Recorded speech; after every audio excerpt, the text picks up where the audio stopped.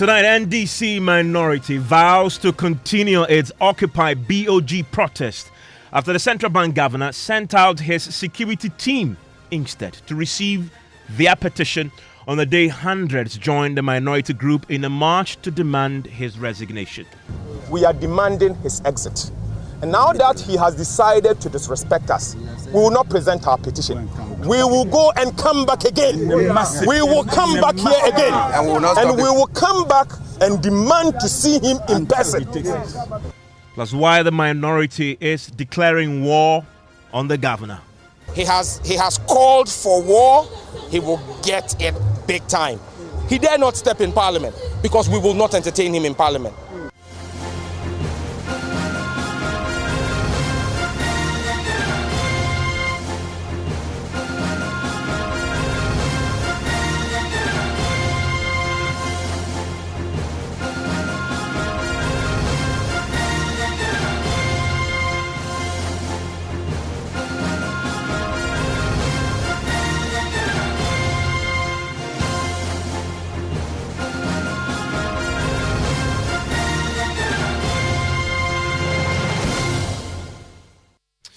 And Top Story is always brought to you by Vodafone. Stop pushing, don't push, don't push.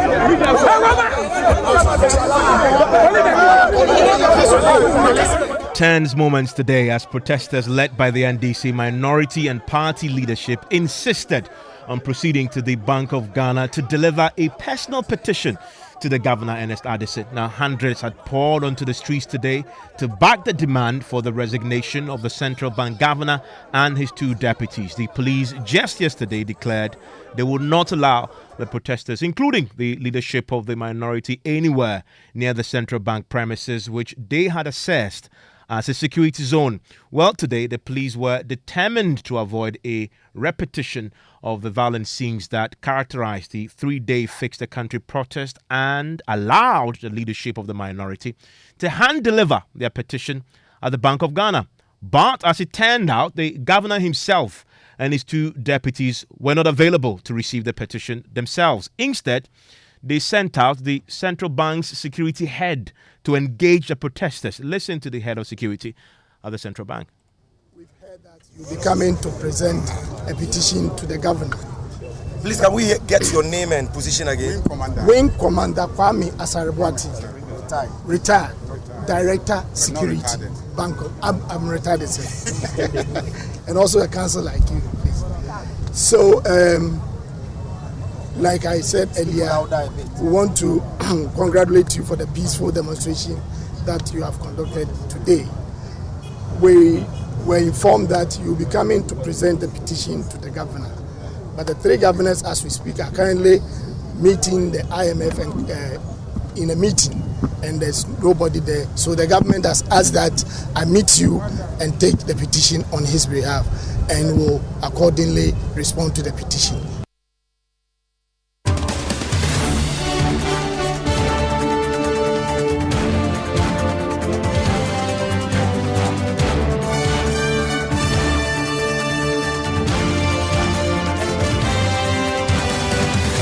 My colleague Maxwell Agbagba was as usual there for us all day and joins us in the studio. And Maxwell, this development did not please the minority group and the ND's leadership at all. Yeah.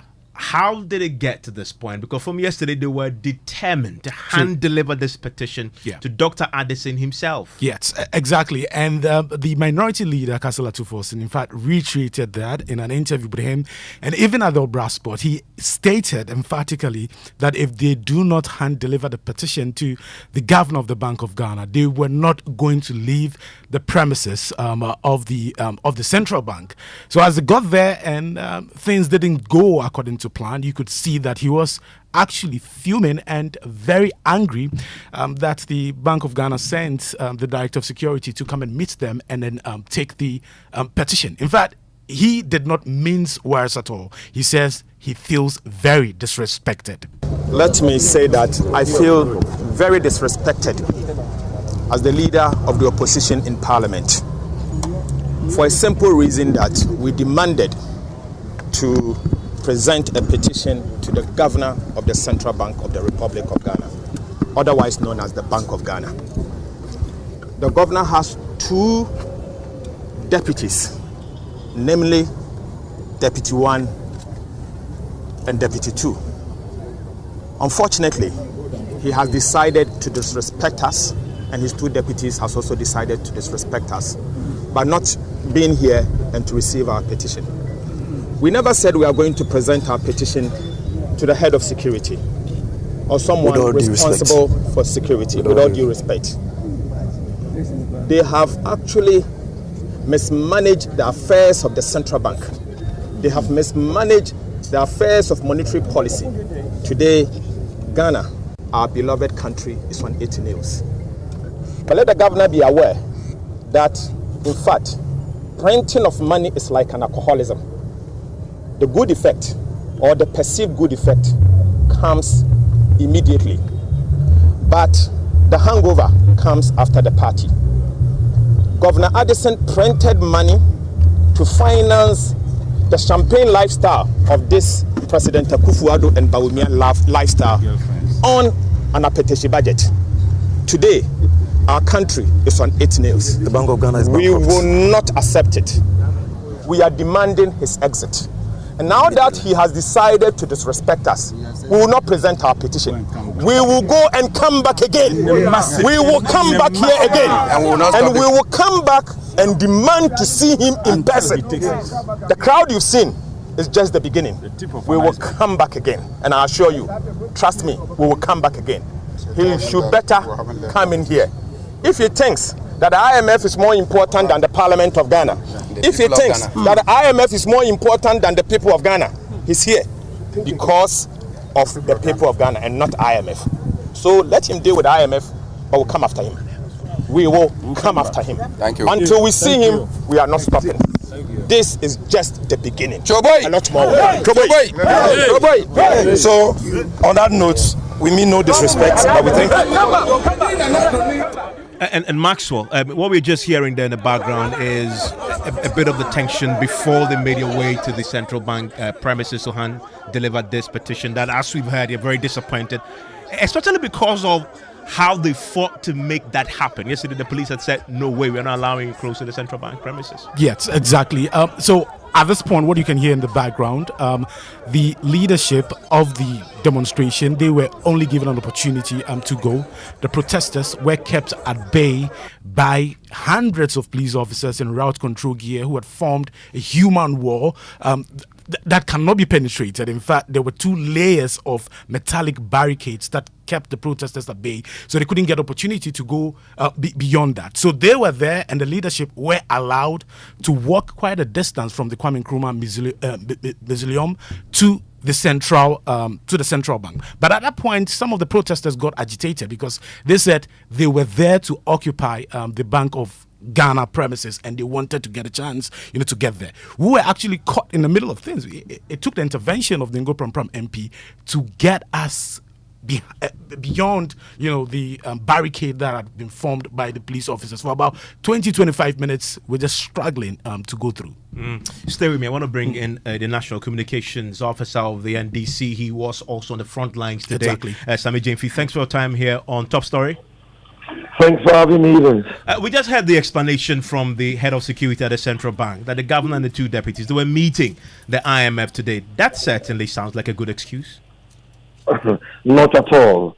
That rather sounds like an insult to the sensibilities of the good people of this country who have been plunged into untold hardships by the very actions of the governor of the Central Bank of Ghana. The governor is there managing our central bank for and on behalf of the good people of this country. Power resides in the people. Sovereignty resides in the people. He is only a servant of the people. We pay him with our taxes. His allowances are drawn from our taxes as a country. And so if the people of this country, led by 137 members of parliament, led by civil society organizations, led by market women, fishermen and fishmongers association, drivers and so on, are protesting and do indicate to you that we will be coming to your premises to hand to you a petition. You cannot tell me that is a reasonable excuse for the governor of the central bank to tell us that he was in a meeting with the IMF. We have done our checks. There's not been any meeting between the governor of the central bank and the IMF today. And again, how do you know that for settings? We were within the precincts of the Bank of Ghana for hours. And so are they saying that the meeting they were engaged in never came to an end?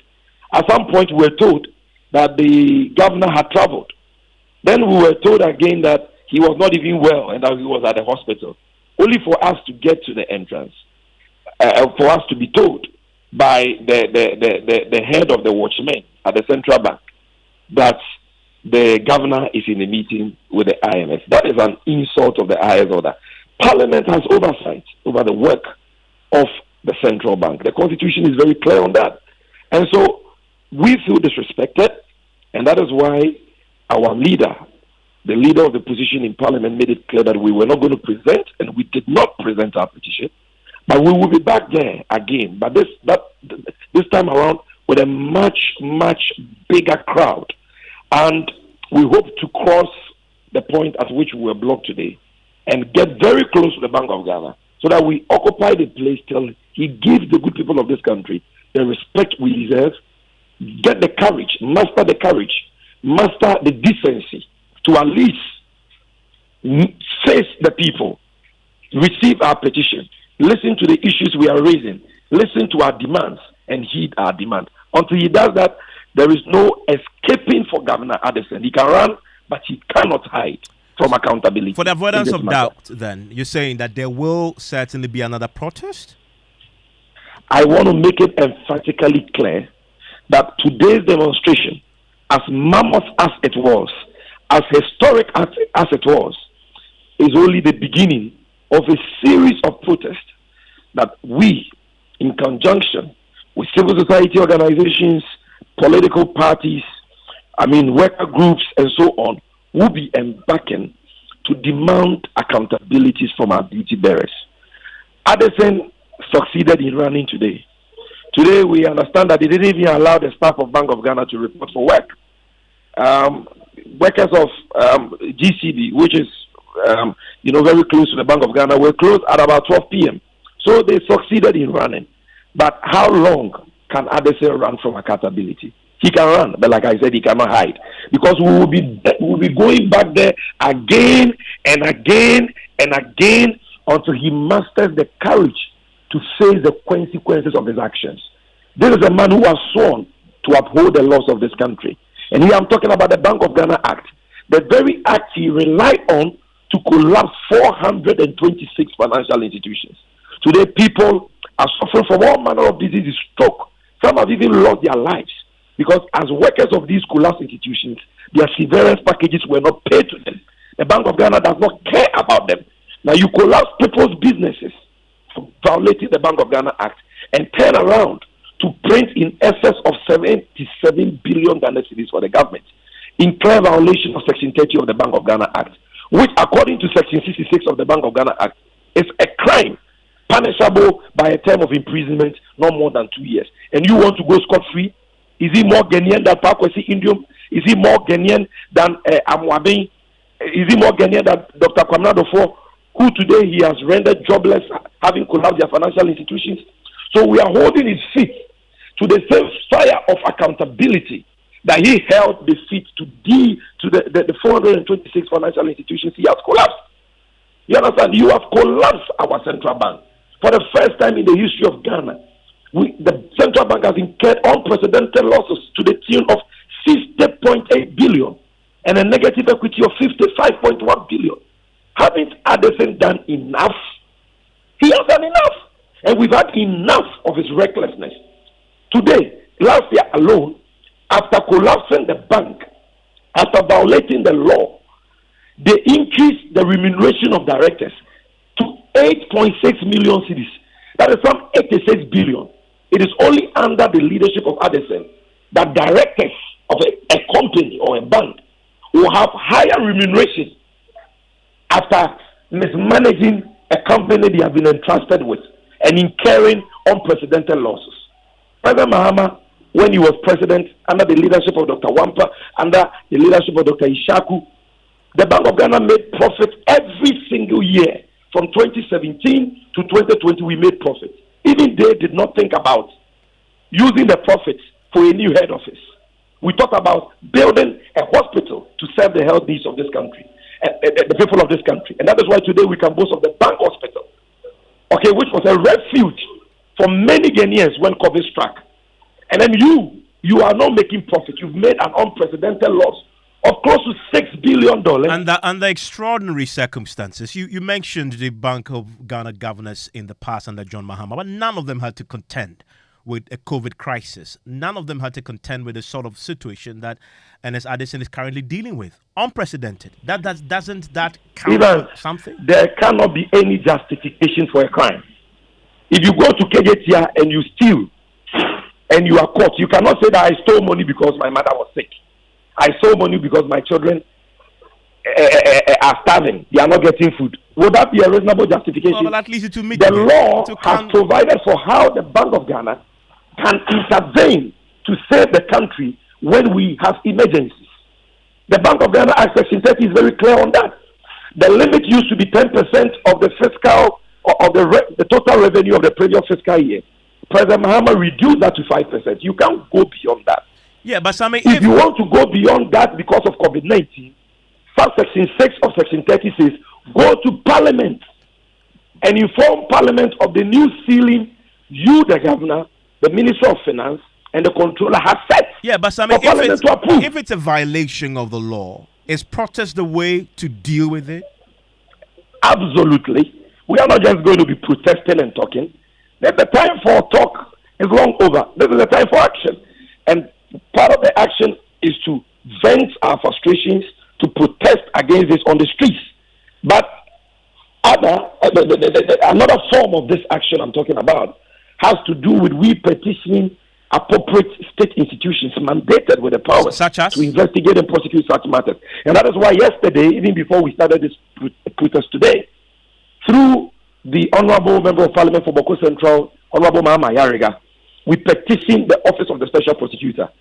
And we are expecting that the Special Prosecutor will launch criminal investigations into this matter and actually prosecute the governor, his deputies, and the entire members of the board who have supervised the collapse of the Ghanaian economy. Today, the World Bank is telling us that 850,000 Ghanaians have been pushed down the poverty line because of high inflation. What is the cause of that high inflation? That's the cause of that high inflation is excessive printing of money by Ms. Governor Addison, the printer. That is what is leading to the hyperinflation.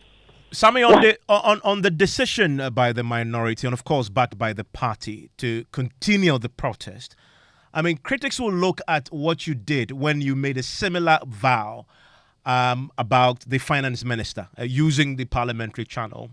And you also made a similar vow when it came to the accusation that some of your members were being victimized in parliament, and so you're going to boycott parliament until the government listens. In both cases, you failed to hold on to that commitment.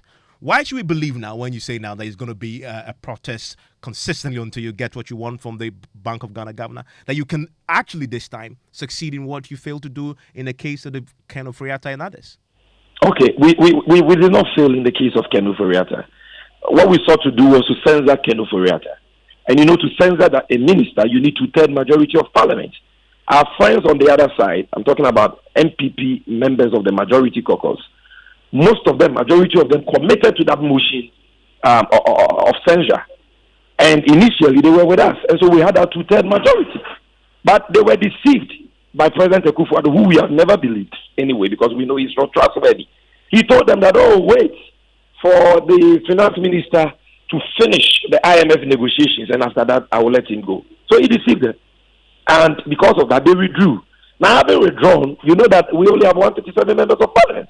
That is what Ghanaians gave us on 7th October 2020. And with 137 members of parliament, you cannot censor a minister. That is why that was abandoned. It is not that we failed. It is rather the MPP who have decided to support this finance minister, who is the mastermind, the main brain behind the mess we find ourselves in and the hardships we are reeling under. You cited another example of what you said we're going to boycott Parliament. You're going to boycott Parliament. The courts are on vacation. The courts are on vacation. So our members of Parliament who are being persecuted, like the Honourable Atofos and the Honourable James Achikwesi, are no longer being held before courts. And that is why you haven't seen us boycotting Parliament. In any case, Parliament has been on recess for some time now. So we've not failed or reneged or any of these. When is the next protest that we made in time? When is the next protest? We will be communicating the date soon. We are certainly occupying the Bank of Ghana, and this time around, we are not going to stop at where we were blocked today. If we have to fight this matter in court, we will fight this matter in court. Because today, look at how ridiculous, what the police did was. Here we are, the police tells us that the Bank of Ghana is a security zone. Nobody can go there to protest. And we tell them that, look, you can't say that because the place is a security zone, peaceful demonstrators or citizens of this country cannot protest there. We cited the example of the White House. When they disagreed, as reasonable as we were, we told them that, look, as we are, we told them that tell us the termination point of that security zone. They have not been able to tell us till date. So we'll be fighting this matter in court. But they allowed you to present the termination of that security zone. Because today at North High Street, we saw trotros, kayais, traders. They were there in front of the Bank of Ghana, selling water, selling plantain chips, selling bread.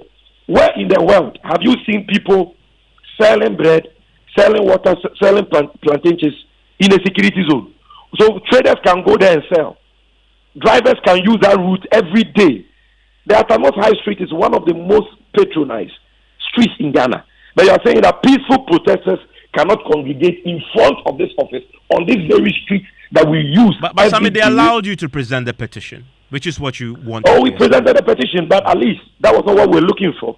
Today, and let me commend the thousands and thousands and thousands of protesters for their patriotism, for their reasonableness, and for their discipline. The agreement we had with the Dampare-led police was that we were going to make a U-turn at the Kwame Nkrumah Mausoleum, or if you like, the Supreme Court traffic light. That was a proposal I made in our last meeting with them. And all of them were adamant that our proposal was very, very reasonable. And they wrote to us agreeing to this route. How come that at the 11th hour, the police decided to change, that point of the U-turn? I mean, if we had not controlled the crowd, maybe the story would have been different. But thank God, we're able to manage the crowd.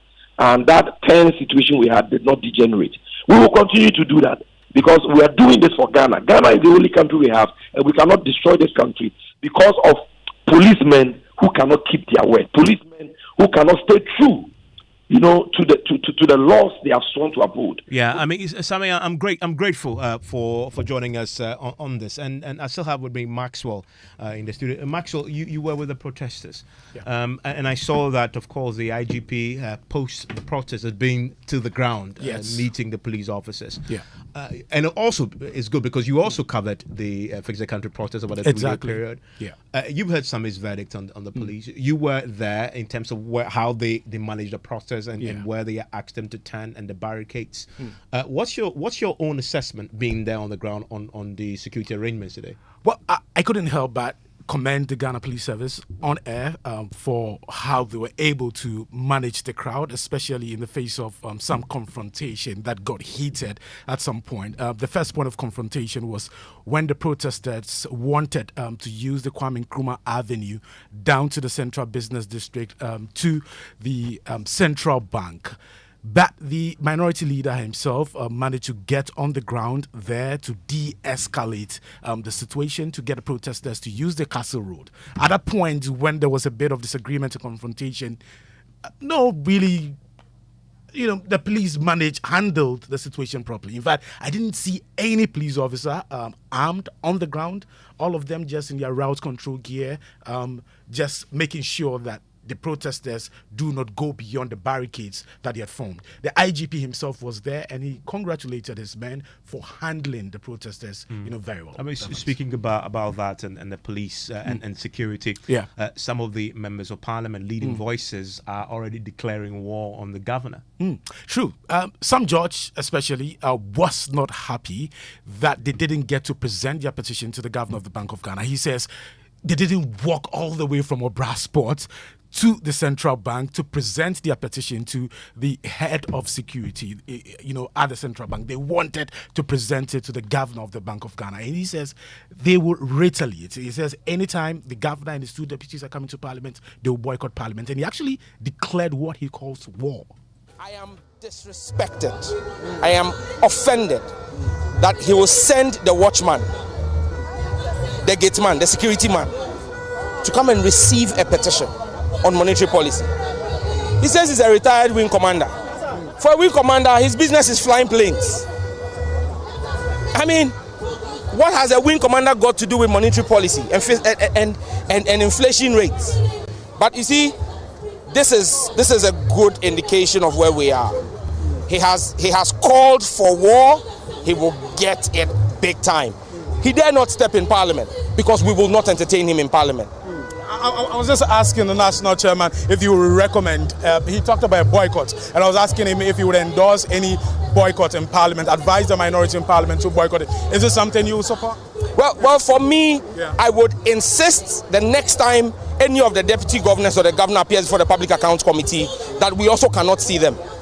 We would ask this, is either they meet the security detail in parliament to hear them before the public accounts, or they should go and then when we are ready, we'll call them. And we just heard from Sami Jimfi there. The national chairman was also on the ground. Yes, the national chairman, Johnson Esiedi Nketiah, was also on the ground. And he says the action by the governor of the Bank of Ghana flies in the face of democracy. Because if the people want to see you, you have to see them too, not the island. We all feel very much disrespected. And this speaks to the impunity with which Nana Akufo-Addo and his appointees want to run this country. This is not democracy. I made a point yesterday that we are not operating a democracy now, a very defective democracy. Democracy is not about voting once a while. It's about participating in governance of the country. Let them proceed. Okay. But we are not handing over our petition to the head of security. It's like somebody wanting to present a petition to Parliament, to the Speaker of Parliament, and the Speaker delegates the Marshal of the head of security of Parliament to come and receive it. Okay. It's the height of disrespect. And so, let him remain here. We are going to regroup, find another time to bring the petition. Well, were you at the protest today? I want to hear from you at 055-111-11997. News Night in a minute. Ever visited a shop, picked a whole basket of provisions, toiletries, and very essential things you need, battled a long queue to finally pay, only to be told you can't pay to a merchant number the way that thing they pay, but with Vodafone Cash, there is no problem. Now on Vodafone Cash, you can pay all merchants on all networks. Easy peasy. Aye straight. Aye direct. Aye sharp. From your Vodafone Cash wallet to any merchant number on other networks. So whether you are buying provisions or fuel, medication or food, whatever the service or need, just pay conveniently from Vodafone Cash to any merchant number. Simply dial *110# to make payment to merchants on other networks today. Vodafone.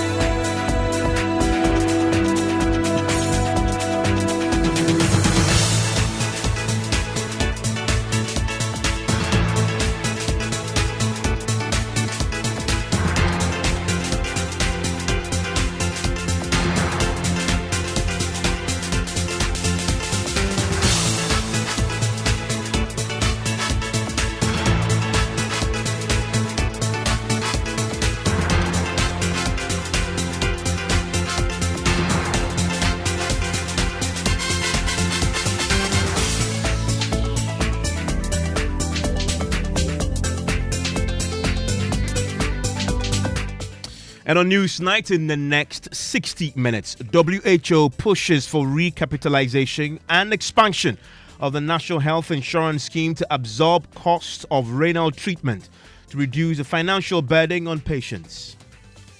Health insurance is strong. It can mitigate the costs of even renal care, have solved part of the problem of increasing out-of-pocket expenditure that we see with the dialysis.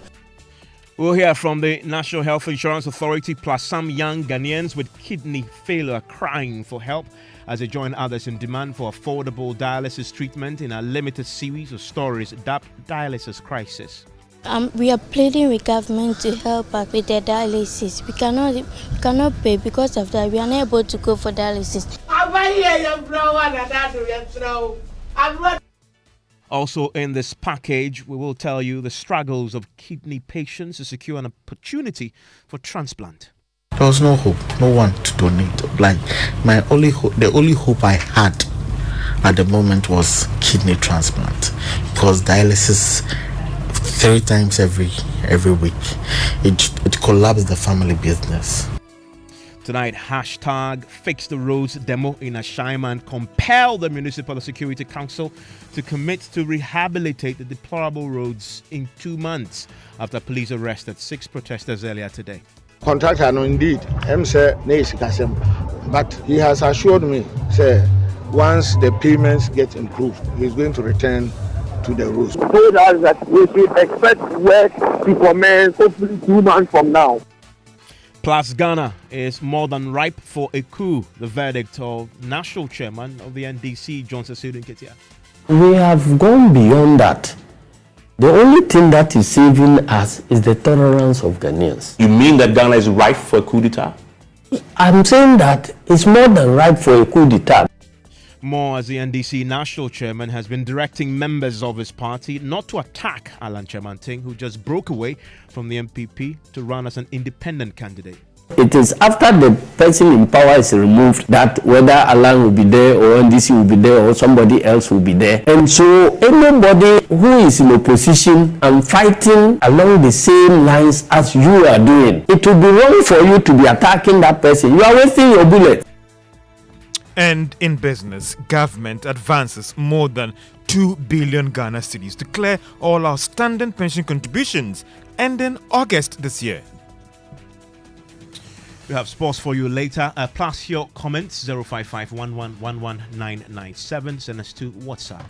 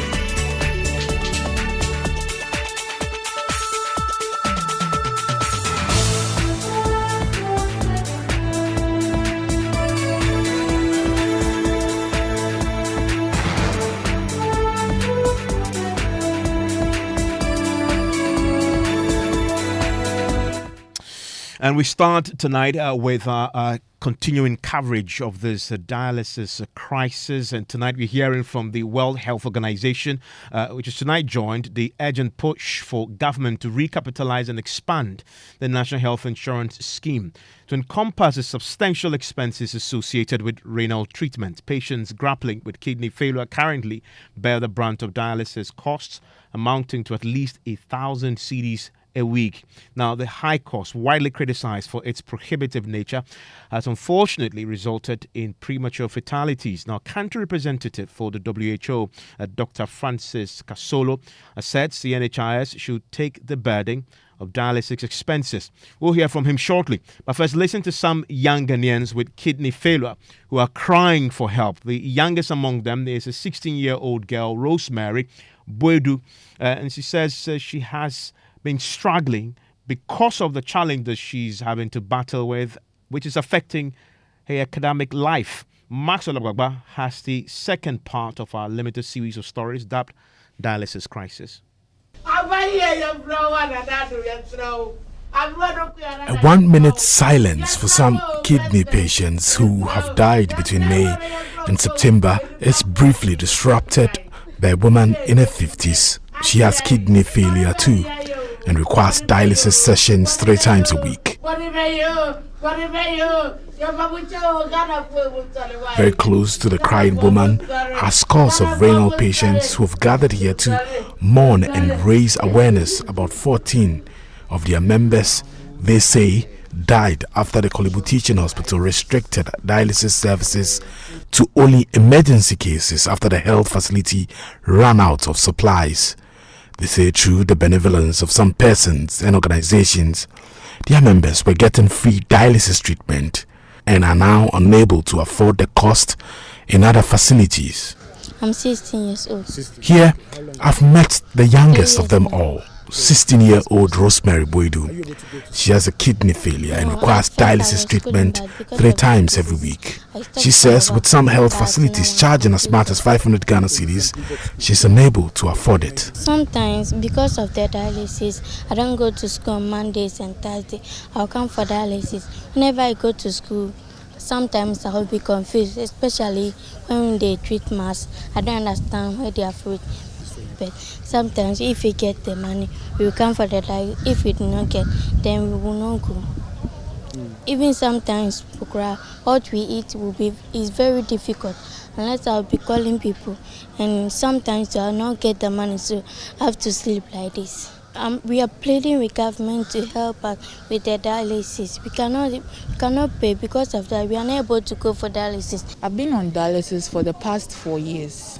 Also here is 24-year-old Stacey Adams Benny. It's been very, very challenging. I'm not getting support from anywhere currently because everyone is financially unstable. My mom is not working at the moment, and back home, things are not really going on well, so it's been very challenging. At least include dialysis on the NHIS because we are really suffering. People are dying. Evans Mensah has lost her mother and father. She's unemployed.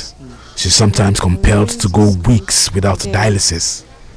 I was schooling at Bryasu Senior High and I had kidney failure, so I have to come home. They put me on the machine.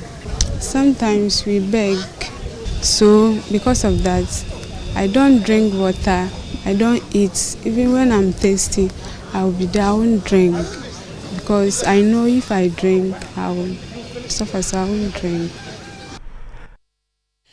Well, meanwhile, for many, the end game is to get a kidney transplant. Lord Nana Ashaiman, founder of Lord Kidney Foundation, says he was on dialysis for 5 years before getting a kidney transplant. He tells us it was a great struggle to get a donor.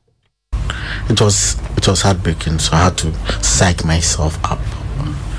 The doctor spoke to me, I had psychologists speaking to me about it. My parents called me, Nana Didi. I told them I can't eat. I don't know what to eat. You lose appetite. There was no hope, no one to donate. Like the only hope I had at the moment was kidney transplant, because dialysis 3 times every week, it collapsed the family business. Sometimes you'll be there on the dialysis machine. Someone will be on your right, on your left. You wake up, one is gone. One is dead. One is dead. Yeah. Just because maybe he delayed for dialysis and he came in as an emergency. A friend of mine hadn't been on dialysis for about 2 weeks. He came back with a swollen scrotum, swollen feet, face. I asked me, said, I don't have money, Nana. So sometimes you sacrifice a second to find a donor, to find the money was the issue. The money aspect was sad, like, because you go everywhere, you write to institutions for support. Some will mind you, some will tell you they don't have. So I had to go to my friends, like my year group, my junior high. Well, senior lecturer and nephrologist at the KNUST School of Medicine and Dentistry, Dr. Elliot Kranting-Tano, says nearly 90% of Ghanaian kidney failure patients who desperately need dialysis don't have access to this life-saving treatment. Dr. Tano spoke on the Super Morning Show. The message is that Ghanaians, let's not wait for symptoms. Let's not wait to get sick. Let's get into the habit of wellness, trying to check to know how well our bodies are functioning. Being active alone sometimes might not be enough. The moment it begins with the symptoms of the nausea, I cannot eat, vomiting, I feel tired easily, we are in the end stages already. And that is why the moment they get there, the discussion is dialysis. But unfortunately, if you are able to pick it early, we can manage you for a long period of time, and chances are that you might not even end up on dialysis. So I think it's a national call that we all need to learn about our kidney issues. We all need to understand what actually happens, and we don't need to wait to get sick. But having said that, I think that in Tanzania, in Kenya, for instance, they are offering dialysis for their patients twice a week and all. And these, I believe, as Ghanaians, we will be able to do what we can do. So we will be getting in. It's indeed a tip of the iceberg because what we see in the clinics are so small as compared to what we think is the main problem. Because these people happen to be in Accra, they know 37, they know Kolebu. So far as the numbers are concerned, like you rightly said, we believe that some 13% of our population have some form of kidney disease. So if we are assuming averagely we are about over 30 million, some 4 million of us have some form of kidney disease here.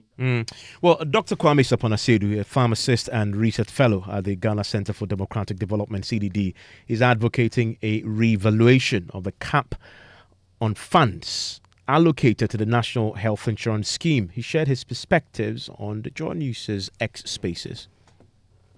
Burden is changing. Is it not time that a conversation is had to ensure that the provisions of the National Health Insurance Scheme reflect our current disease burden? Why is something that is causing so much pain to so many people not covered by the National Health Insurance Scheme? If it is because the National Health Insurance Scheme cannot afford to cover renal diseases, we ask ourselves, what is the rationale of the government putting a cap on funds that go into things like the National Health Insurance Scheme that get funded? That is a conversation we need to have. Well, the World Health Organization is now commenting on this particular issue. We can listen to Dr. Francis Kasolo. He's a country representative for the WHO, and he says it is urgent that the National Health Insurance Authority considers expanding its reach to absorb the cost of renal treatment.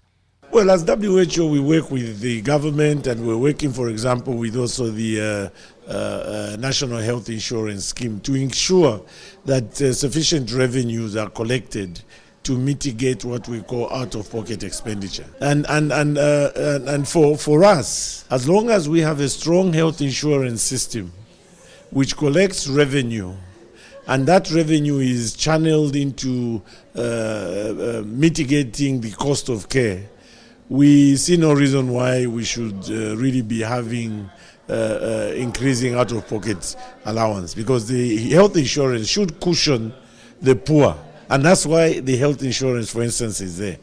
So our message is that we need to support the national health insurance, ensure a lot of people are enrolled on the national health insurance, and also that money that is raised through the health insurance levies is channeled back in mitigating the high cost of healthcare. And if that works, we will not have what would call an increased out-of-pocket allowance or payment from the citizenry.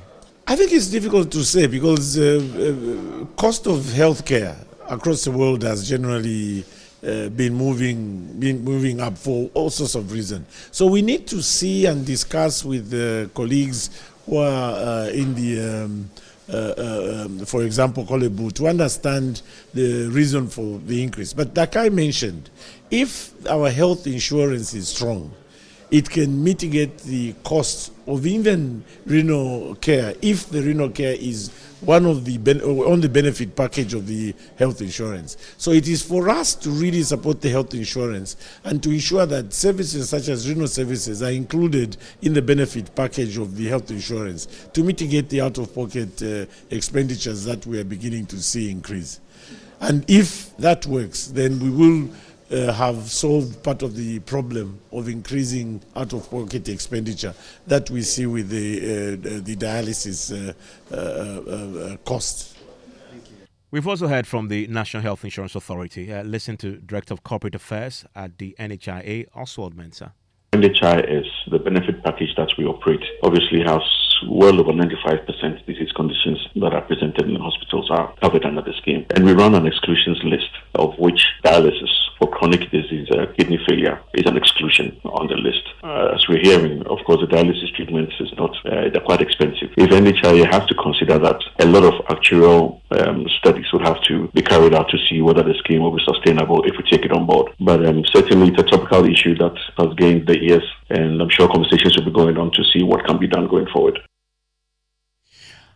But while we talk about the dialysis crisis, we also need to focus on the preventive measures you can take to keep your kidneys healthy. Listen to Dr. Samuel Eduajin. If someone is taking a lot of saturated fat, that can lead to hypertension. If we are not exercising, we are also at risk of developing hypertension, diabetes, and obesity. All of these things can affect the blood flow to the kidneys and then would result in a chronic kidney disease. How much water we even drink per day also affects it's our lifestyle, and that can also lead to kidney problems. That means if you don't take enough water, yes, that can affect your kidney. Yes, if you are not drinking enough water, you are dehydrated. Once you are dehydrated, you don't have enough blood perfusing the kidneys per minute. And during that period, you can develop some form of kidney failure. Has it also got to do with taking drugs? Exactly. So every drug, I would say, is a poison.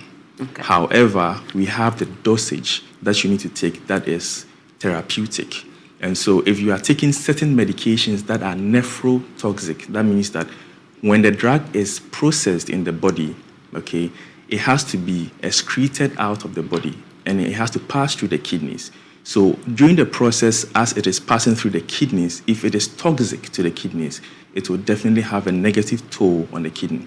Herbal medications can do that as well, because we don't know how much of the herbal medication is too much for the kidneys. And you're live here on News Night. It's on Joy 99.7 FM. Shortly, I'll be sharing your thoughts on all the stories you've heard since Top Stories, 05511-11997. Now, a protest staged by scores of residents in Ashaiman has compelled the Municipal Security Council to commit to rehabilitate the deplorable roads in 2 months. The residents say they are fed up with empty promises of fixing the roads. 6 protesters were earlier arrested today after they blocked the Ashaiman traffic intersection, which connects Ashaiman to parts of Tema, Ajay Kojo, Oyibi Somanya Road, and the Ashaiman runabout connecting Ashaiman to Tema Akusumbo highways. Now, take a listen to some of the protesters who spoke to Joy News. We know the MP doesn't fix roads, right? So he being our mouthpiece, he could go to the assembly and make that thing happen. But we always hear, oh, my government is not power, I can't do nothing. But see, that's not it.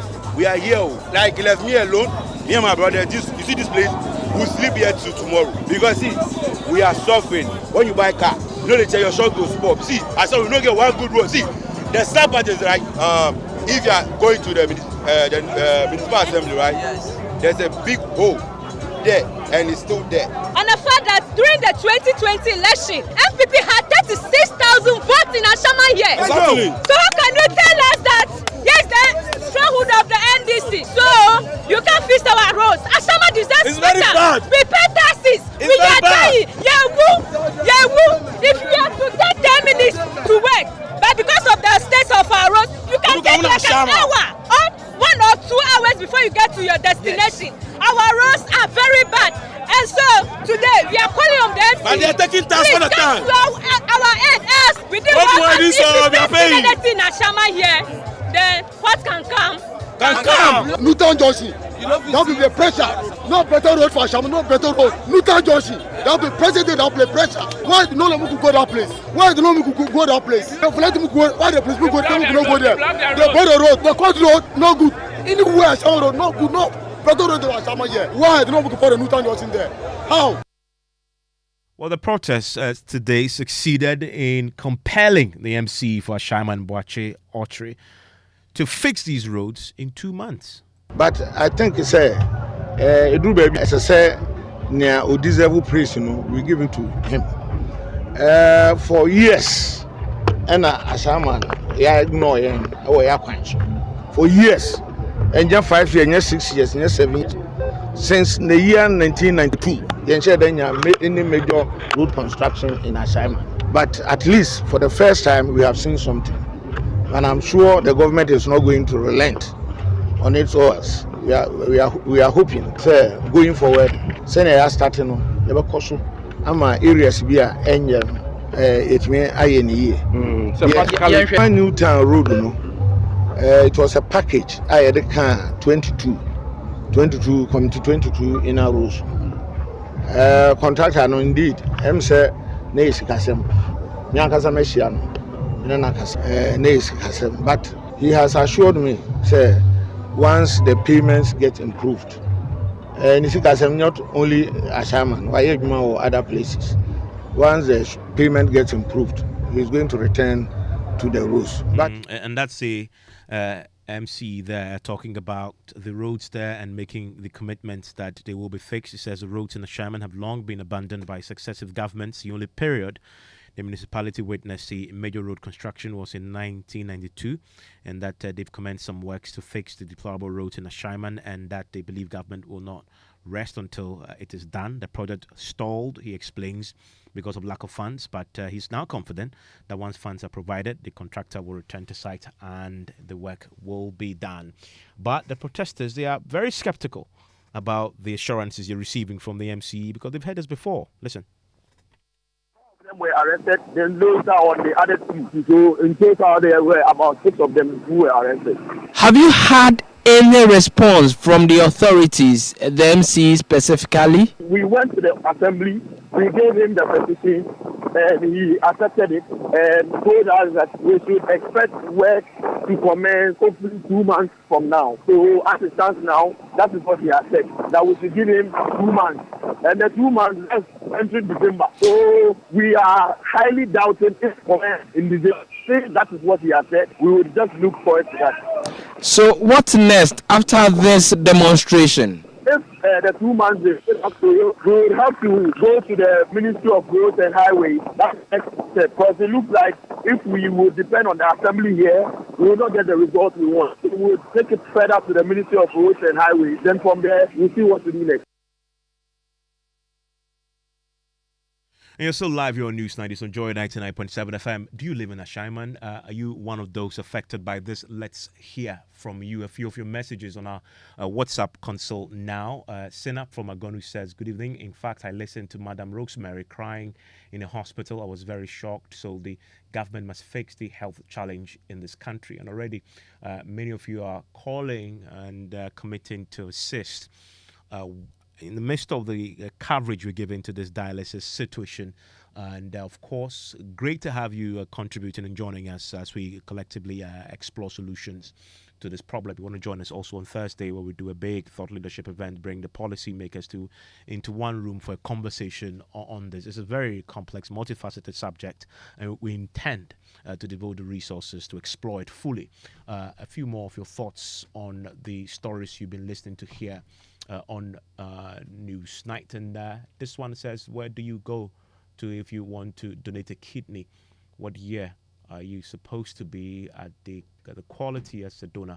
Yeah. And then these are questions that are being sent in from those who really want to help those currently in need. Where do you go if you want to donate a kidney? And we'll get you answers to that and more once you join us on Thursday for this thought leadership conversation that we'll be having. Many of you have been commenting on the protest today by the minority demanding the resignation of the BOG governor. And I want to share a few of those thoughts coming through. Nane Kwamwa, for example, says the minority in parliament should give us a break. He says with their demo, how do they expect the governor to come for a letter which is basically calling for his head? Who does that? He's asking the question. Also, another question coming in on the subject of the citizenry, and demo looks like the citizenry is not seeing the years of roads on the roads. It has now become too alarming. Why do we have to demonstrate to be heard? Is what he is saying. Now, talking about roads, I want to stay with our subject, and let's stay in Ashaiman, where there's been a protest today. I want to bring in the MP for the area, Ernest Nogbe. Ernest, thanks for your time here on Newsnight. Hello, Ernest. Yes. Thank you for your time here on Newsnight. Yes, the anger has been directed at the MCE for the area, but the protesters also say you also have a responsibility to advocate for them. How much of that have you done to ensure that these roads are fixed? Hello? Ernest, can you hear me? Hello? Yes, I can hear you now. Yeah. The protesters today, did you meet them at all as a member of parliament for the area? Yeah, I joined the protest. I was part of the protest from the beginning to the end. And many of them say to us that they also want you to advocate for them. Have you tried, and what has been the response? Well, yes, as you are very much aware, I have been able to do everything possible within my power as a legislator to make sure that our roads are fixed. But all these things, fell on deaf ears. And so today, when the residents of the community decided to demonstrate, and then the youth decided to demonstrate, as the representative of the youth and the people of Ashaiman, I also joined the demonstration, and we have been able to have a peaceful demonstration and presented a petition to the chief executive that should be onward transmitted to the Jubilee House. And so the fact still remains that most of our roads in Ashaiman, not most, almost all the roads in Ashaiman, even the one that was constructed during His Excellency John Atame's time, has been, in a bad shape. So almost all the roads in Ashaiman are in a deplorable state. And I have spoken about it on the floor of the House. I've asked the Minister of Roads and Highways, and to no avail. I sat in a meeting with the Chief Executive and then the Regional Minister, who called even the Road Minister to that effect, for our roads to be constructed. But as we speak now, 1 year down the lane, nothing has been done. So today, as a representative of the people, when the people decided to demonstrate, what they like is what I also like. Yeah, so I joined the demonstration. You joined them. We've heard subsequently from the MCE, who is promising that everything will be done to address the challenges in 2 months. Your job is to police this, to ensure that that is kept. What do you plan to do about this? Within that period, Parliament will be back. Is this something you plan to raise in the House? Exactly so. I have to raise it on the floor of the House once again, because the concerned citizens have given ultimatum 12, that is about 60 days, that is 2 months ultimatum to the government, that if nothing is done, they have to go and picket at the Ministry of Roads and Highways. Yes, it's something that I want to raise on the floor of the House when we return, so that once again, to draw the attention of the authorities that be to the plight of the people of Ashaiman. Because, frankly speaking, everybody is complaining, including myself, because I use saloon car also in Ashaiman. And everybody in Ashaiman is complaining. Motorists, drivers, and everybody is complaining. So, at least, as I said earlier, what they like is what I like. And I feel the pain of the people of Ashaiman. So definitely, I'll raise this issue on the floor of the House, and also to draw the attention of the authorities that be once again. Ernest Nogbe is MP for Ashaiman, and some of you already sending us messages on the Ashaiman roads. This one has no name. Maxwell says, please, Charles in Zenu. He says, you can't drive in Ashaiman we can't drive in Ashaiman within 4 meters without applying brakes. Very true. I used it recently. George Affe is joining me right now with business. And George, even before I hear your thoughts on Ashaiman roads, you want to stay with us because right after George, Ghana is more than ripe for a coup. The verdict of National Chairman of the NDC, Johnson Asiedu Nketia. We have gone beyond that. The only thing that is saving us is the tolerance of Ghanaians. You mean that Ghana is ripe for a coup d'etat? I'm saying that it's more than ripe for a coup d'etat. More as the NDC national chairman has been directing members of his party not to attack Alan Chamante, who just broke away from the MPP to run as an independent candidate. It is after the person in power is removed that whether Alan will be there or NDC will be there or somebody else will be there. And so anybody who is in opposition and fighting along the same lines as you are doing, it will be wrong for you to be attacking that person. You are wasting your bullets. And if you missed the minorities Occupy BOG protest today and what happened, stay with us because I'll bring you a summary of that if you didn't join us for Top Story.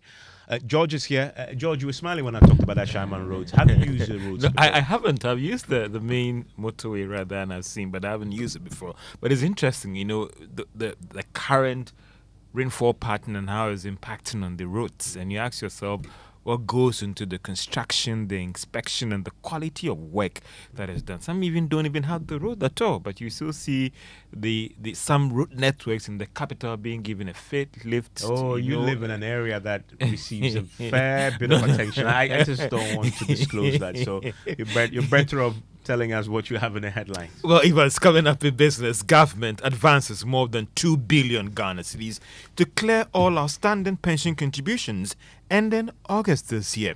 And Finance Ministry directs ministries, departments and agencies to ensure that expenditure ceilings aligned with the IMF program as it begins engagement on the 2024 budget presentation. The business news on Newsnight is brought to you by MTN Business. Welcome to the new world of business. Kingdom Books and Stationery, Syntax Tanks and Pepsodent, Herbal and Charcoal. Man, I heard there's a new app on the streets that does it all for you. Ah, really? How is that possible? Charlie, I also could not believe it too. But I downloaded the app and I'm telling you, I was able to chat with my friends, make video calls and... Well, we know of many apps that can do that. Oh, let me finish, la. I was also able to listen to the latest songs, play games and read the latest sports news. For real? Yeah, and I can send and receive money from the app. Amazing, no? What's the name of this app? It's called Ayoba. Ayoba? Yeah, Ayoba. Get Ayoba, your all-in-one app that lets you chat, call, share, play, pay, and listen to music all in one app for everyone. Enjoy Ayoba with MTN and download the Ayoba app today. Everywhere you go.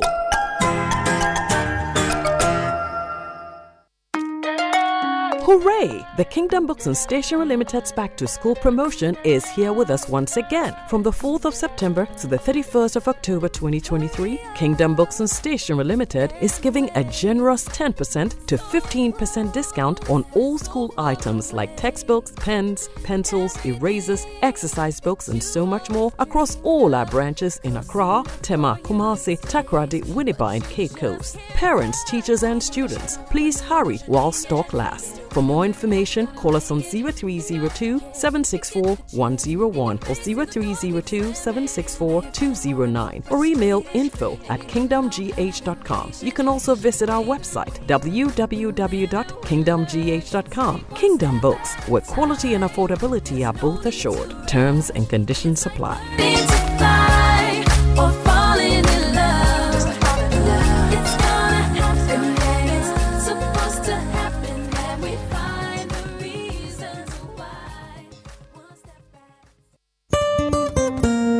No matter your water needs, Syntex has it all. Syntex Tank was first to introduce double layer tank, and now you can have as many layers as you want. Syntex Tank was first to introduce white inner layer tanks in Ghana and now introduces the customer specs order, which will let you order any color and size you want. Syntex Tanks gives you the biggest warranty of 7 years, which no other tank gives you. So whatever your water consumption, size of project or demand, choose Syntex Tank. Syntex Tank, stress-free. Syntex Tank, reliable. Syntex Tank, maximum guarantee. Call 0244 335 168, Kumasi 0505 555 666, or visit syntexgh.com. Syntex Tank, a strong, a tough. Do you know Flamingo paint has superior properties than any other paint brand on the market? Listen, when you take 1 bucket of Flamingo paint, it's equal to several buckets of any paint brand on the market. So, Flamingo has superior hiding properties, superior coverage, it means it covers, and superior durability. Flamingo paint, superior hiding. Flamingo paint, superior coverage. Flamingo paint, superior durability. Flamingo paint, simply superior.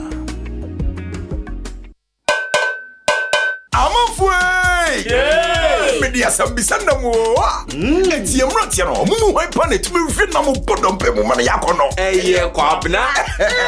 No, Mumu wants to meet just my member in that day. And the crew, corporate Miri number don't be so you super accident ever. I had a binding the Braille, who see it in a mobile, some man are holding it. Sir, I now could you soon use super accident Chaco, Nenry dear, a mouse, and we are credit fit that. No, what you are sleeping, your mother feel you. Hey, Kojo, sir. Yeah. Pepsodent Ever and a Pepsodent Charcoal. A baby, you're gonna natural. FDIJ Jadion Katuyatu. Business on Newsnight. Now, government has advanced more than 2 billion Ghana cedis to clear all outstanding pension contributions ending August this year. Chief Executive of the Pensions Regulatory Authority, Ifoda Takrufi, has disclosed this to Joy Business. It follows revelations that government had failed to clear pension arrears from October last year to May 2023, as captured in a 2022 Financial Stability Review report. The Chief Executive of the authority says the payments were made last month. Throughout all jurisdictions, that is always the case, but there is absolutely no way that government will default on its commitment towards pension. Some would say that an up-to-date payment would have helped a lot if it hadn't been with detection program. The issue about delays in meeting these contributions has always come up. And so the concern is that for you as a regulator, what is being done to ensure that at least there could be a month gap in terms of the up-to-date payment when it comes to all these payments? The law says it should be paid on the 14th of the ensuing month. And if it is not paid, obviously there will be some value loss. And that is why the law has built in a 3% penalty that has to be paid on top of the principal that needs to be paid. And that is how the law works. What has been the level of engagement with government to ensure that as time goes on, we reduce the time lag for meeting these contributions to the scheme? The engagement is regular. We go to the Ministry of Finance, we go to the Controller and have discussions, especially when we have complaints from the public sector schemes. That and here talking about the public sector schemes, we're talking SNIT here. We're also talking about for example, the teacher scheme, the civil servant scheme, the doctors and nurses scheme, the judicial service, and other public service workers schemes. These are the public sector schemes that government is mainly a strong employer. And that is where sometimes some of these delays will come from. So when we have complaints from them, then we will approach government and see how best we can work. Chief Executive of the National Pensions Regulatory Authority, Hayford Atakrovi. Now, ministries, departments and government agencies have been charged to ensure that all their expenditure are aligned with the IMF program. This is part of guidelines that the Finance Ministry has rolled out as part of the 2024 budget. There is more in this report. The directive is also part of efforts to seek input from some of the stakeholders when it comes to the 2024 budget, which will be presented in November this year. The letter to these agencies seen by Joy Business also reminded them that budget proposal coming from the ministries, departments and agencies should be in line with the IMF program and the expenditure ceilings provided. The Ministry of Finance has also disclosed that there will be hearings and meetings to ensure that all these institutions strictly follow the guidelines for the budget preparations. Joy Business is learning that Ministry of Finance will also be engaging the various business associations from tomorrow to seek their input when it comes to the 2024 budget. Finance Minister Ken Oforiatta is also expected to present the 2024 budget next month. We understand that it will be heavily influenced by the IMF program. And that is a business desk report. The Bank of Ghana stated that it's resolved to roll out an effective digital currency, that is the ECD, despite delay. Now, this comes after the central bank rescheduled the launch of the digital currency in 2022 due to the economic instability. Head of FinTech Innovation at the Bank of Ghana, Kwame Opon, has been speaking to Joy Business at an Africa Money and Decentralized Finance Summit. So as the governor mentioned at the 111th MPC briefing, currently the decision as to when to potentially introduce ECD is yet to be determined. It's important that first things are handled first. You don't want to introduce a new variable within a certain climate. But the most important thing is that our exploration and research, and as you see with the sandbox, or with the sandboxing of the ECD in a hackathon, are things that are part of the steps towards understanding and making sure that a future ECD will be relevant, will be safe, and would also actually come to near to the benefits of the overall sector. So at the right time, I'm sure the leadership of the bank will make a determination and announce to the public. Kwame Opon is head of FinTech and Innovation at the Bank of Ghana. Now, tax analyst Francis Timoboy has attributed the pickup in pork activities to the city's stability. Latest data from the Bank of Ghana showed the port activities in terms of container traffic has hit 57,000, far higher than January this year and also the pre-pandemic levels. Mr. Boy noted that it could also impact positively on the country's revenue. The Ghana cedi has remained stable against the major currencies in the month of June 2023, coming down. And the currency analysts will say it's an indication of the positive impact of the IMF deal and also possibly the suspension of the interest payment on the domestic debt exchange. Last year, the reduction that we saw in the port activities were mainly attributable to the removal of the benchmark value then, and then the instability of the cedi to the major currencies, especially the dollar, as many traders adopted the wait-and-see attitude as they watch the cedi, and coupled with the numerous taxes that they pay. If they continue importing, their capital almost went away. So for me, clearly, it's good that we are seeing activities coming back. If we're able to sustain the cedi stability, we could get some benefits from that on the importation side. Francis Timoboy is the tax analyst. Let's turn our attention to the stock market, and he's holding EcoBank shares now.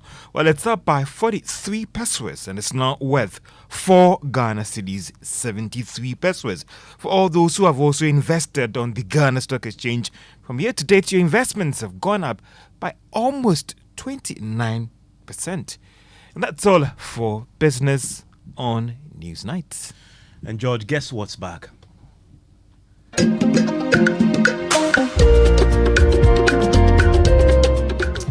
there's a question, will Presec Legon make it their 8th trophy, or will have another school clinch the bragging rights? Perhaps St. Thomas Aquinas, as the quest to find the next champion. The National Science and Maths Quiz begins today. So we are going for Presec. It's Presec Legon that we want. Presec and Prem. If not Prem and Presec, hey, we don't see any school again. So we are going to meet maybe George is here, and I know, George, when we say Presec Legon, you smile, you're gleeful and all. SMQ will later here on Newsnight. But for now, the national chairman of the NDC, Johnson Seydou Nketia, has passed a damning verdict on the state of the country's democracy, arguing the country is ripe for a coup d'etat. Now, there have been a number of military takeovers in the West African sub-region recently, prompting fierce, stable democracies like Ghana to become victims of the phenomenon. Now, speaking on PM Express last night, Seydou Nketia explained that the country has been saved because of the tolerance of citizens. We have gone beyond that. The only thing that is saving us is the tolerance of Ghanaians. You mean that Ghana is ripe for a coup d'etat? I'm saying that it's more than ripe for a coup d'etat, but the only thing, if we go by our own history, you see that the things that have led to coup d'etat in this country were even less than what is happening now. But the only thing that is saving us is the tolerance and our collective history. That there may be situations that you don't like, and you may be tempted to think that nowhere can be worse than where we are now. So let us disrupt. You disrupt. You have some relief, but the relief will be short-lived. And the relief can lead you into another problem, where the new leaders will also be equally intransigent. So it means that you have not solved the problem. And that knowledge by Ghanaians is what we are hanging on now. Let's bring in security analyst Adam Bona, who of course is the chief executive of the Security Warehouse Limited. Mr. Bona, what's your assessment? Do you agree with him? Well, it will be difficult for good evening to agree with him. Well, if you look at, he pointed to our history. Yes, issues of corruption, in our history has always been since the first coup, the first Republican, was toppled. Yes, issues of corruption came up. If you look at, the second, the third Republic, yes, these issues featured. But, along the line, you would also realize that essential commodities were in short supply. What you want to call people felt unjustifiably victimized. People felt, they were not given their due. Certain things were not working the way they should work.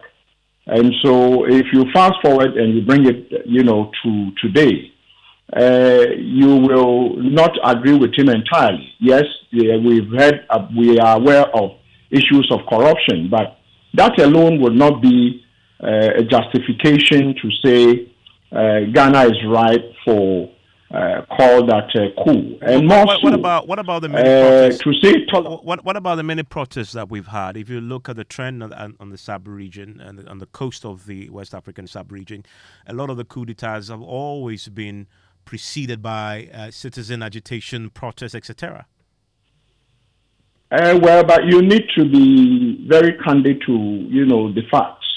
You want to say most of these agitations have a certain underlying factors.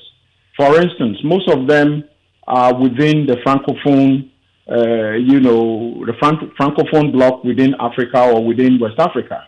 But if you take, for instance, Nigeria just had a more bloody, election, and they went to court. We went to court in 2013, and the court decided who was to lead the country. Fast forward, we went to court again in 2020. The court decided who should be, and we all went back to our homes and waiting for 2024. And so as far as I'm concerned, we need to be able to separate, reality from the chaff. If you are not careful and you want to take what is happening in the sub-region, largely within the Francophone West Africa, and say, it could happen to Anglophone West Africa, you might be wrong. Mr. Bona, thank you very much. And let's stay with the NDC national chairman a while longer, because Johnson Seydou Nketia has also asked members and communicators of his party not to attack independent presidential hopeful Alan Kyerematen, who recently broke away from the governing New Patriotic Party. My view about this is that even people within MPP know that the government that is being run now, it is not characteristics of even MPP. It has. This is not. They mentioned that this is not the party we founded, and we are saying that this is not democracy. So all democracy-loving people must come together and take actions to kick this system out. Then we can reset. Let me ask you that on the back. So Alan, I am calling on NDC people not to attack Alan. You know why? Tell me. Because if you are a political party and you want to, your objective is to win power and implement your ideas. And so if there is somebody in power and another person is you are in opposition, another person is in opposition, whether you meet them, the other person in opposition or not, you are all working towards the same objective of removing the one in power, because it is after the person in power is removed that whether Alan will be there or NDC will be there or somebody else will be there, that person must go.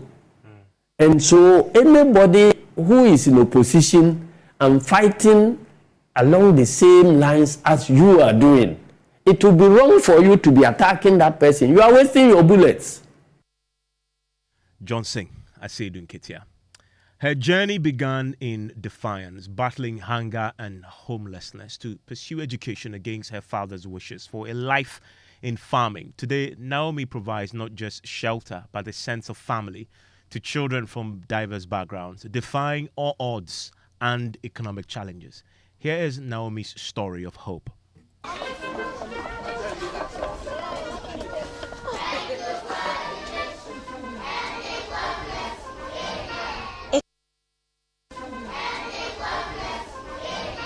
It is dinner time at the Royal Seed Home, a shelter at Papase in the Central Region. 80 hungry mouths are ready to be fed.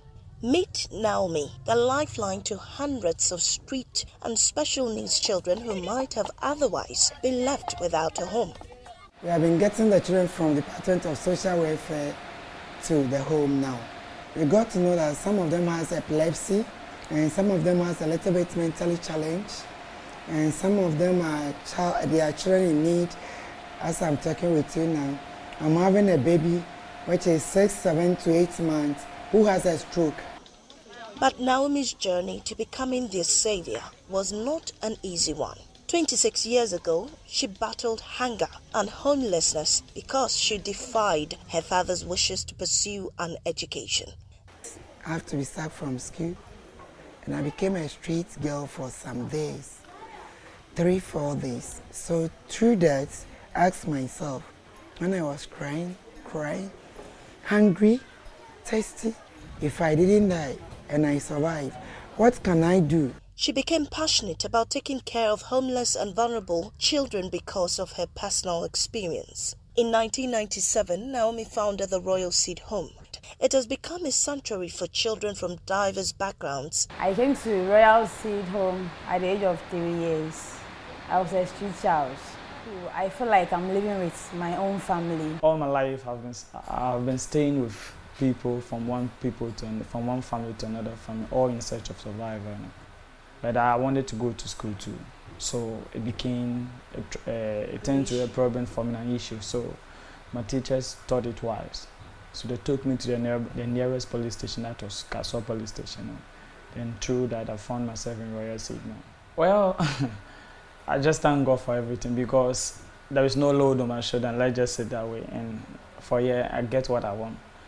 Since I'm not staying with my parents, so life been in my life stage, it's okay for me, but for Naomi and her family, what they are doing for me is more than what my parents can do. You want to catch a full story on the Joy News channel, also across our social media platforms, also on myjoyonline.com. Now, experts researching the presence of the new malaria-causing mosquitoes in Ghana have found the new breed in Nima, the third community to have Anopheles stephansi after Dansoman and Tuba. In the following report, Michael Ashale of our health desk explores the impact of the new breed on the country's efforts at reducing the incidence of malaria in the country. Ghana is the 7th African country to discover the Anopheles stephansi, Even though malaria data covering the period of its discovery is not immediately available, experts believe it may have been present much earlier than the date of discovery. Professor Yao Afrani is senior researcher in medical entomology and parasitology at the University of Ghana Medical School and led the team that made this discovery. We don't know the extent of spread, how they are, but we found this by accident. Nima becomes the newest community to record the presence of the new mosquito breed, described by the Ghana Health Service as stubborn and rough. Through the work that we were doing, the research work that we did, we realized that Anopheles stephensii is actually breeding within the city of Accra. Right now, we found that within those places they are widespread. We've also seen that they are also in Nima. These are new places that we did not mention initially.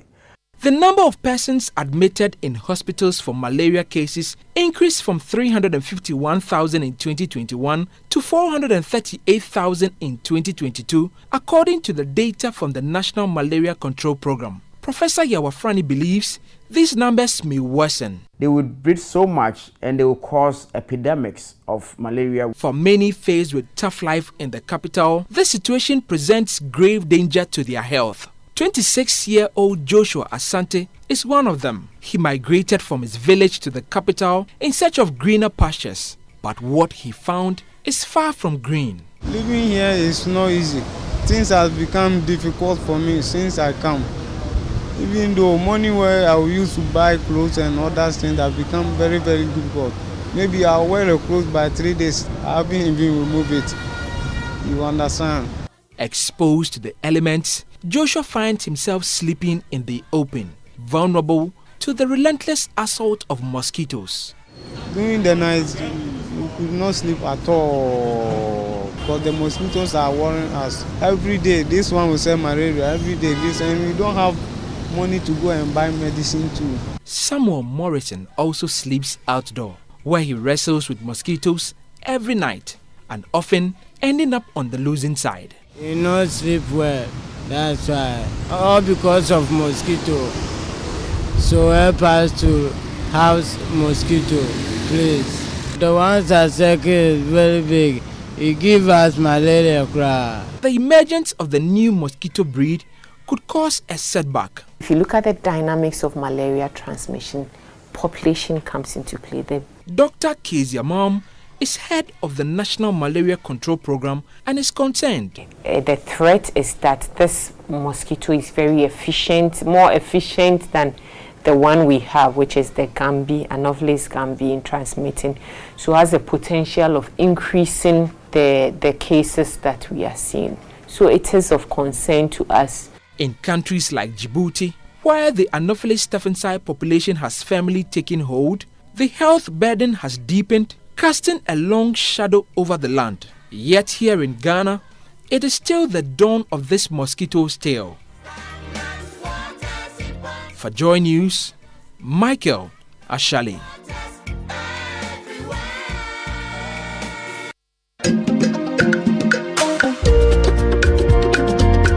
And the National Science and Maths Quiz is back today. We're asking one simple question. You envy them, but we need to ask it. Will Presec Legon make it their 8th trophy, or another school, perhaps yours, clinch the bragging rights this time around? I want to take you to KNUST. I want to take you to Kumasi, to be very specific, because the participating schools are expected to arrive today. My colleague Jackie is there for us. Jackie, are the schools in yet? Yeah, hello, Evans. So, preparation for the 2023 National Science and Maths Quiz are well underway. We have a total of 56 schools that are expected to arrive today and tomorrow. But currently, we have 40 schools in here so far. They've been talking about the fact that they would want to unseat the current champions that we have, which is Presec. So, I think we would have to take a listen to that. No, Presec Legon is not always that is Friday. Some days are there, you need to also calm down.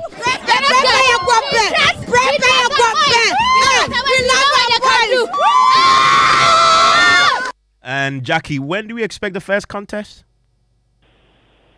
Hello, Jackie. Hi, Evans. When do we expect the first contest? Okay, so the first contest is expected to start on Friday, and it will continue through till Monday. Great. We're all looking forward to this. And if your school is participating, keep your fingers crossed. And this is where you want to be to get everything National Science and Maths quiz. And the Geek Squad is up next. And guess who is joining us right now? And I'm told that you're discussing something very interesting today. Something about bank fraud. That's true. How we can manage banking fraud when it comes to digital payments. That's the thing. It's pretty scary. Nowadays, when you're in your app, you're worried, is somebody looking at my password? And then there's always this notice there in my bank app that be careful. And I'm like, don't share your PIN. Yeah. Yes, there's a need for us to just be aware of some of the ways that we can fall victims to it.